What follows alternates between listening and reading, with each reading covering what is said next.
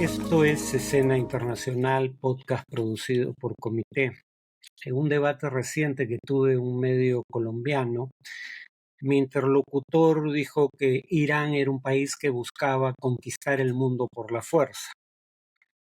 Salvo ciertos personajes de dibujos animados, nadie hoy en día diría algo así respecto a sus intenciones. Pero en el caso de Irán, su estrategia militar demuestra que la suya es en lo esencial una postura defensiva. Voy a hablar, por ejemplo, ahora de su estrategia militar en materia marítima. Precisamente porque el régimen iraní es perfectamente consciente de que no tiene la más mínima capacidad para enfrentar a la Marina de Guerra de los Estados Unidos en mar abierto, es que incluso en el ámbito marítimo la estrategia de defensa iraní es una estrategia asimétrica, es decir, es la estrategia del que, sabiéndose inferior en capacidades militares, usa tácticas más cercanas a las de un movimiento guerrillero que las de un Estado para enfrentarlo, tratando de involucrarlo en una guerra de desgaste, no de derrotarlo militarmente. En el caso de Irán, Irán está preparado en el ámbito marítimo para una guerra, si acaso, en el Golfo Pérsico y el Golfo de Omán. Menciono estos dos golfos porque están conectados a su vez a través del Estrecho de Hormuz, del cual probablemente hayan oído hablar mucho en semanas recientes, por la posibilidad de que Irán lo cerrase en el enfrentamiento con Estados Unidos e Israel. Pero en el Golfo Pérsico y el Golfo de Omán, conectados por el Estrecho de Hormuz, Irán despliega embarcaciones muy pequeñas, lanchas artilladas o pequeños submarinos, y estos tienen dos ventajas. Por ser pequeños son más difíciles de detectar y por ser pequeños suelen ser más rápidos, por lo menos las lanchas. Y claro, estos cuentan, las lanchas y los submarinos pequeños, con misiles antibuque, ¿no? El estrecho de Hormuz, por lo demás, es importante porque, primero, el nombre lo indica, es estrecho. En su punto más angosto, el estrecho de Hormuz solo tiene 40 kilómetros de extensión. Eso quiere decir que es relativamente fácil interceptar buques tanque, que son de grandes dimensiones, en esa zona, ¿no?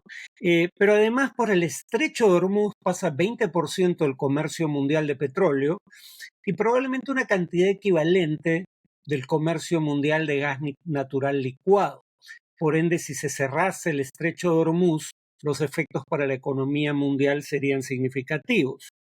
Por ahí pasan el petróleo y el gas que exportan Irán, Irak, Emiratos Árabes Unidos, Arabia Saudita y Qatar. Y en caso de que se cerrase el estrecho de Hormuz, países que son productores de petróleo como Estados Unidos y Canadá, que están produciendo virtualmente cerca del límite, si no al límite de su capacidad, no tendrían la posibilidad de aumentar su producción en el corto plazo para compensar el efecto de la caída de la oferta proveniente del Golfo Pérsico, que pasa por el estrecho de Hormuz en su mayor parte.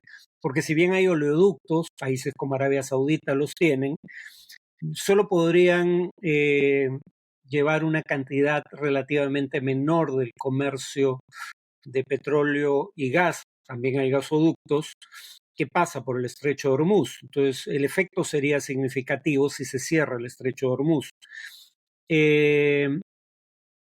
Además está el tema de que por Bab el-Mandeb, otro estrecho, se llega al Mar Rojo y por el Mar Rojo se llega a su vez al Canal de Suez, y en sentido contrario también está esa ruta que representa 12% del comercio mundial de bienes. Recordemos que los hutíes de Yemen atacaron barcos mercantes justamente en Bab el-Mandeb y en el Mar Rojo.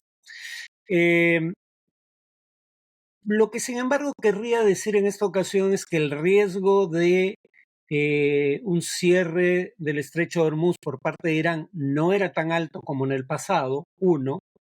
Irán lo minó en la década del 80 durante su guerra con Irak, por ejemplo, y dos, sus efectos no serían tan perturbadores para el comercio mundial de hidrocarburos como lo hubiera sido hace 50 años, ¿no?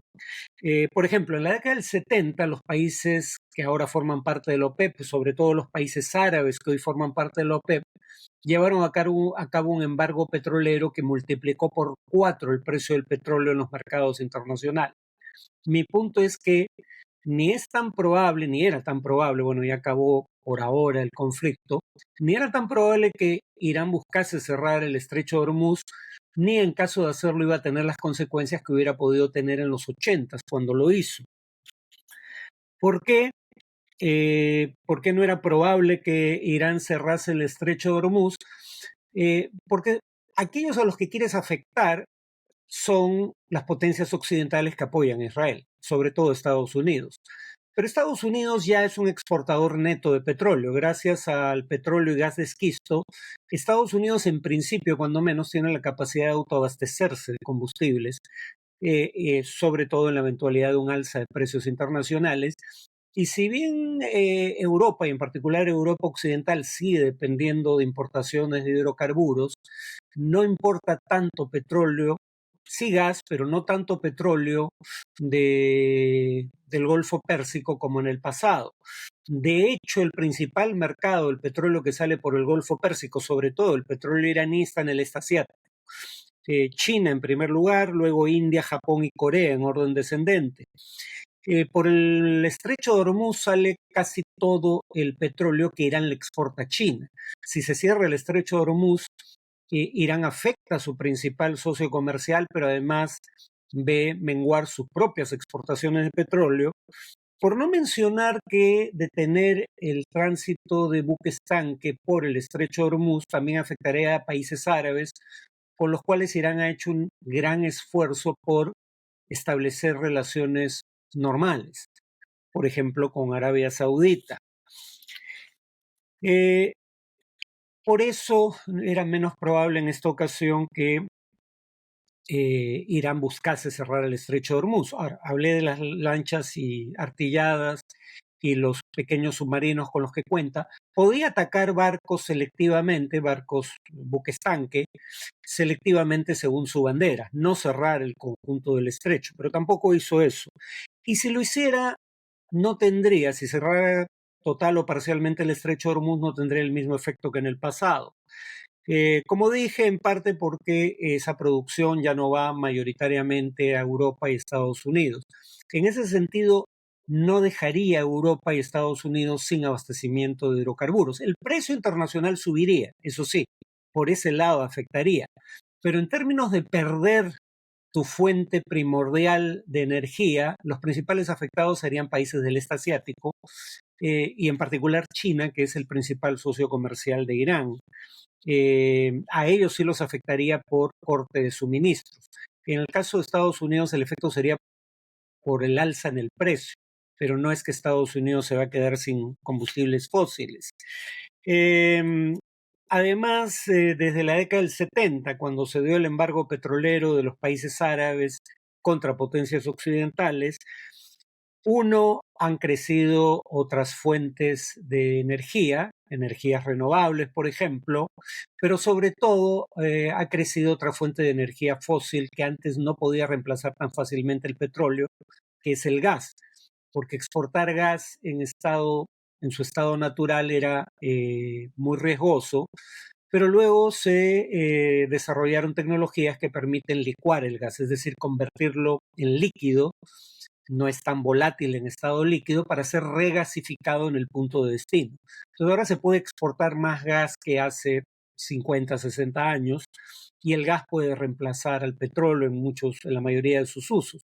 Piensen en los taxis de Lima, muchos de los cuales eh, pueden funcionar a gasolina derivado del petróleo o a gas, sea gas licuado de petróleo o gas natural licuado, ¿no?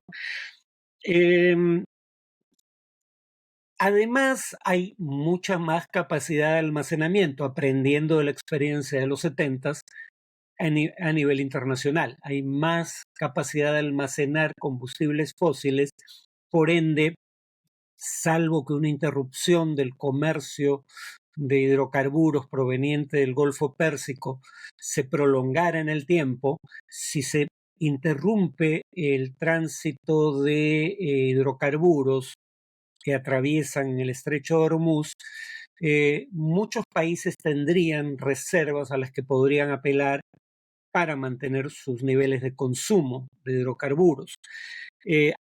Por otro lado, incluso cuando hablamos de hidrocarburos, los países del Golfo Pérsico y en general los países de la Organización de Países Exportadores de Petróleo, OPEP, no representan una proporción tan grande de la oferta mundial de petróleo como en el pasado. Brasil, Estados Unidos, Rusia han visto aumentar su producción petrolera significativamente desde entonces.